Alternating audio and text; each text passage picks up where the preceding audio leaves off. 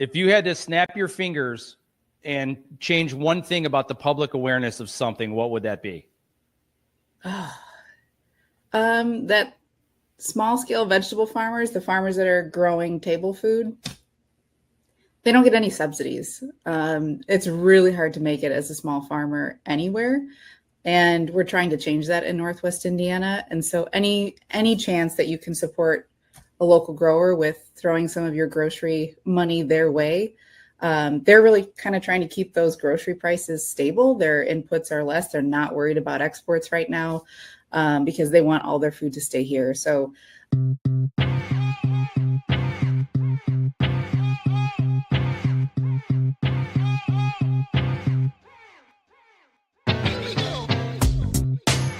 Hello, and welcome to this episode of Spotlight 219, sponsored by Horseshoe Casino Hammond, offering a premier gaming and entertainment experience in Northwest Indiana.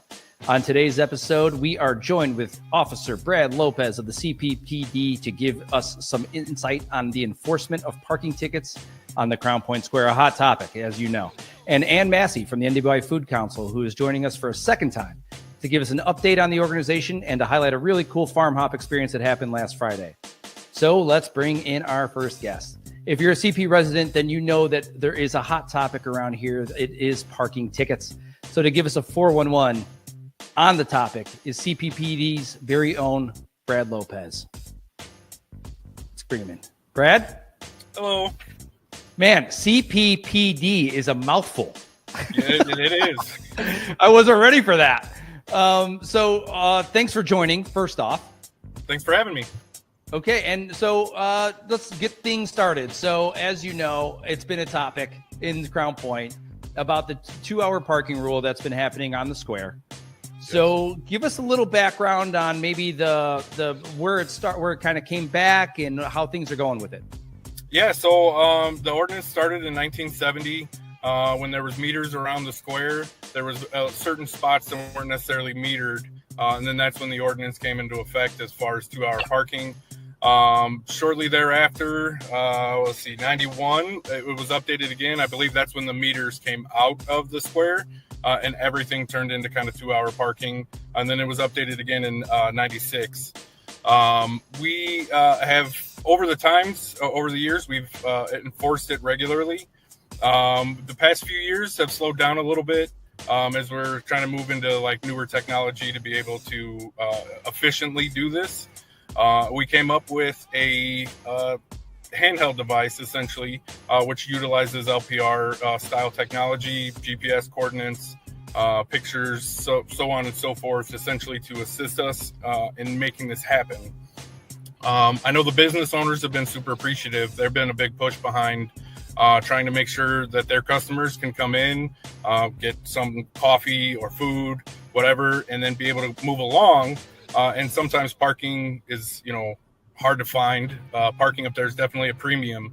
And so anything that we could do to try and help them is how this came about, deeply searching and mimicking kind of what Valpo does as far as this parking solutions. Well, you mentioned parking on the square for sure, and it being an issue in the past. And I can say firsthand, I'm coming live from the courthouse. So I've been here for about 3 years. My office before that was above Zombie Club. So I've been on the square for about 7 years. And parking is a premium. And it seems like since this has been announced and you guys have been following through, it seems wide open during the day now. Yeah, that very first day when we talked about doing it on the 8th, when we showed up there on the 8th to start running around and using this, the square was almost completely empty.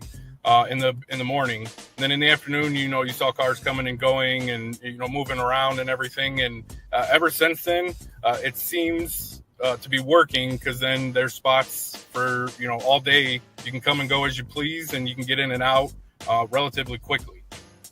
Yeah, I mean it's. I mean, I'm not going to look forward to that jaunt in the winter from the Chase parking lot, but it is what it is. I know there was a time, a lot for me, especially. I think we were talking a little bit off air that.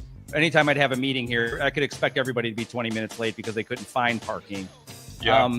But I wanted to kind of go back to something you said about the technology, right? Yeah. Is that you mentioned GPS. Can you kind of go into a little bit about maybe to give some insight on how you guys are policing this? Yeah. So we'll go out there with this handheld device. It's got LPR technology built in, so as we walk up to it, it'll scan the plate, let us know the plate number, everything like that. And then it'll give us GPS coordinates to the exact location that we're at. We also back that up with the GPS coordinates. We back it up with the valve stem.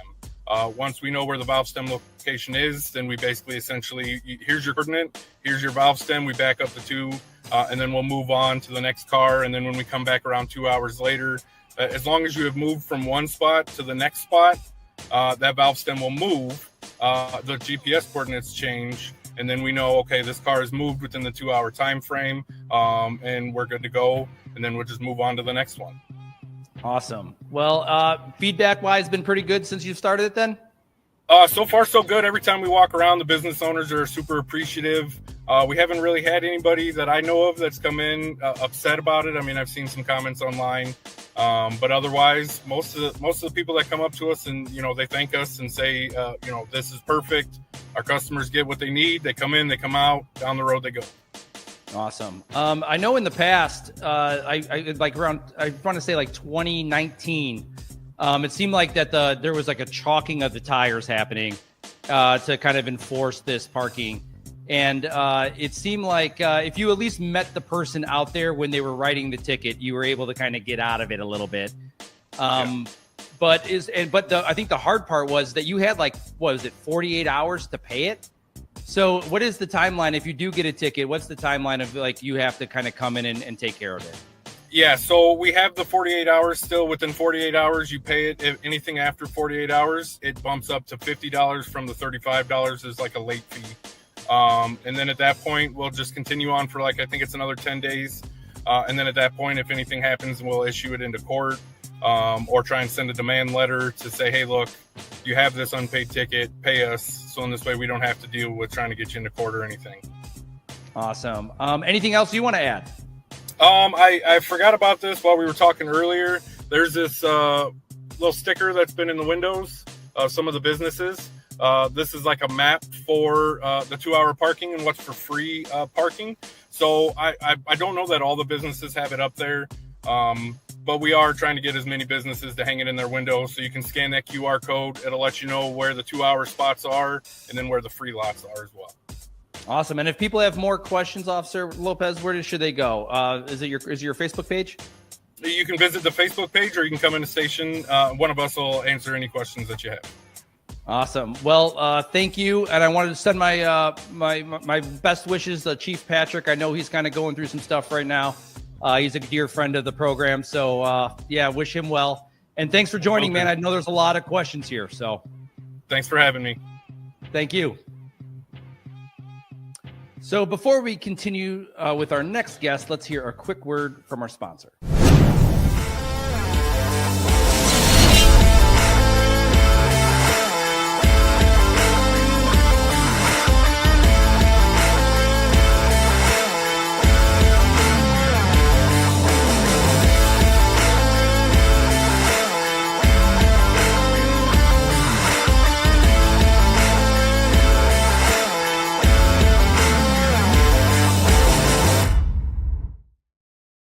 Our next guest is leading the charge of getting healthy farm-raised food to our community and a fellow 20 under 40 alum, Mrs. Anne Massie. Anne?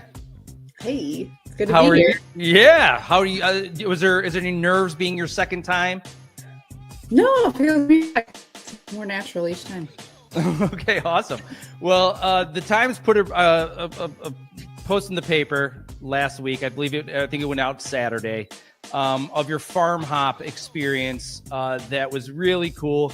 I had the pleasure of being there as well to see it. I was on each stop. Can you tell our audience a little bit about what that is and what it was? Yeah, so pre-COVID, we launched an event series called FarmHop. So this is back in 2017, 2018, 2019. For folks that sort of followed the early days of the Food Council and our events. And back then we had 2 or 3 tours a year that you could jump on a school bus and visit anywhere from 3 to 4 farms in a day that aren't normally sort of open to the public for a tour. COVID sort of shut that down like many events, and we decided to bring it back, but to really focus on the programs that we've been building in the meantime to really uplift our farmers, help them access markets, thrive as farmers in Northwest Indiana's businesses, and then the work that we do to make sure that the food that they grow can end up in some of our most vulnerable communities and feeding our children.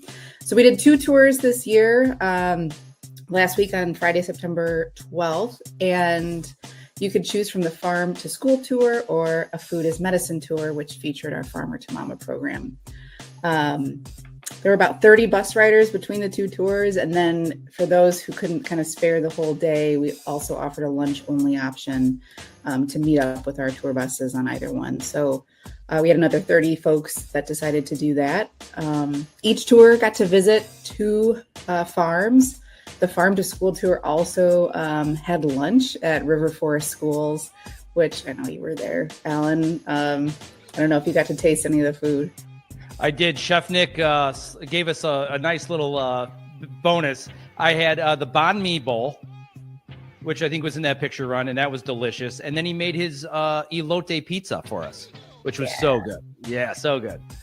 Yeah, and so they are using all, farm to school ingredients. They were participants in the local Food for School programs, which is a federally funded program the last 2 years that allowed schools to sort of try local food risk-free and then allow farmers to get paid for their product. That funding was canceled, but we've really been working hard to keep the floor underneath our farmers with a variety of new programs. And this FarmHop event was just one way to help us tell that story. I know the farm to school tour carried on from River Forest to then Harrison Elementary School in East Chicago, where there's some really cool farm to school garden work happening. And the kids there are super excited. Well, it's such a cool program, and being able to kind of see it and build that education. And I think I was a part of the Maryville High School's culinary program. And I got a chance to watch them kind of interact with everything, especially at Perkins. And then I think it was Ground Seeds. Was that the name of that second place? Baby Green's Family Farm. Baby Green's Family Farm. And it was hydroponics. And it was like, that was my first time being myself exposed to that. And so cool to see, especially, I believe, what's that stuff called where they got the tomatoes and the, it's like an appetizer, but they made us like, go for it. I think you have that. Yeah. And they gave us like these bowls where we were able to try it. And it was so good to taste that stuff, especially fresh. You can really taste the difference. So it was just an awesome experience. And to see, I think this is my second time at River Forest during lunch hour, right? And to see the kids just so embrace it is so awesome. I think they're like, there was the carnitas tacos going on and then the banh mi bowl. And it's just awesome to see that there is a hunger for it, especially in our youth, which is really cool. Yeah, and we have schools sort of reporting that they're able to make money, even though local food sometimes is more expensive, but because more students are buying lunch on the days that they know higher quality food is going out on the lunch line, that there's more uptake. So we're really excited to see more school districts join the farm to school movement. And our food is medicine tour, which I know you weren't on, Alan, but that really highlighted all the work that our team does to help female farmers work together to then get their food into the hands of first-time new moms living at 250% or below the poverty line, who are expecting for their first time. And so those moms that are food insecure get that connectivity with farmers and learn how to grow their own food and sort of prepare farm fresh food in their kitchens for their families. We plan on doing this again next year. We'll hopefully have different dates, so you don't have to choose between one or two of these exciting tours. But if you like farm experiences, definitely follow us on Facebook and Instagram and check out our website. We're getting ready to release a full calendar of events next year, and almost all of them are based around our local farms. Okay, so I've got a couple questions for you. These are random, okay? Sure. Okay, so you're a farmer at heart. Mm-hmm. If you had to grow one thing the rest of your career, what would it be? Tomatoes, but cabbage is a really close second. Why cabbage second? It's my favorite vegetable. You can do everything with it. Like, it's in every cuisine. It's in every culture. You can eat it raw, you can eat it cooked, you can ferment it, you can store it. It's like the universal vegetable. It's harder to grow because the bugs love it just as much as, well, people that like cabbage love it. Not everybody likes cabbage. People think it's stinky or something. But tomatoes just have that like wow factor that I love being in my high tunnel with just floor to ceiling or ground to high tunnel roof tomatoes around me. If you had to snap your fingers and change one thing about the public awareness of something, what would that be? That small scale vegetable farmers, the farmers that are growing table food, they don't get any subsidies. It's really hard to make it as a small farmer anywhere.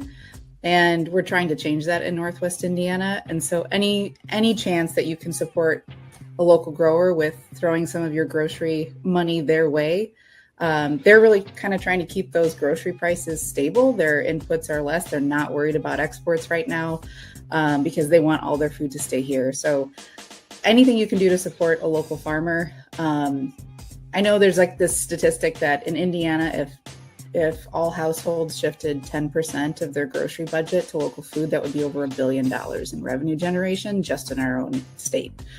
So it's a big deal if we all could do a little bit more to keep our dollars local on food.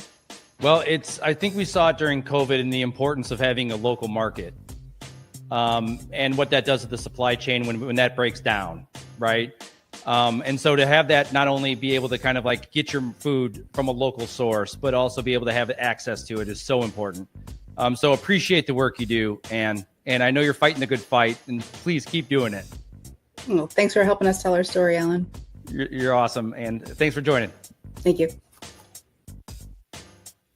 So thanks for watching this episode of Spotlight, and make sure to check out some of the events going on at the venue at Horseshoe Casino, including Lamb of God, September 27th, and Patton Oswalt on October 10th. To find out about all things happening in the region, go to the Times website at NWI.com or on their socials, and please check out Eat Local 219 app on both iTunes and Android. New episodes drop every week on Thursday, so be on the lookout. Thanks again for watching, and have a great weekend.